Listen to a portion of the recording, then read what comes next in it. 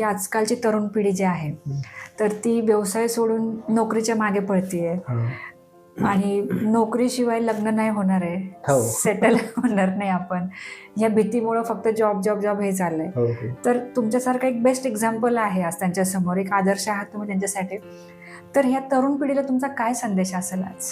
माझं तर एकच म्हणणं आहे की जे पण करावं, जे आपल्याला आवडतं त्यामध्ये जावं. आता खूप जण आहे की ज्यांना जॉबच आवडते, एसी मध्येच राहावं वाटतं, स्ट्रगल नाही करावं वाटत, असे पण आहे.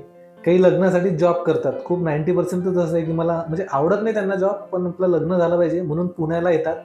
आमच्याकडे खूप आहेत तसे की लग्न झालं पाहिजे. अच्छा. हो, आमच्याकडे खूप आहेत की पुण्याला जायचं, की मुलगा पुण्याला आहे, जॉब करतोय, काय करतोय हे नाही, त्याचं पण विजन नसतं, त्यालाही घरच्यांनी तेच केलेलं असतं की आपलं जॉब करेल तेव्हाच आपलं लग्न होईल. म्हणून तो पुण्याला येतो, म्हणजे जे काही रूम आहे भाड्याने राहतो, काहीही जॉब करतो, 20,000 15,000.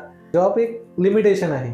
बिझनेस हा कोणताही असो. आता आमच्याकडे आहेत पाणीपुरी विकणारे आहेत, ते छोटे मोठे खूप आहेत, कटलरीचे व्यवसाय आहेत. संपूर्ण व्हिडिओ बघण्यासाठी द सारिका शो या यूट्यूब चॅनलला आत्ताच भेट द्या.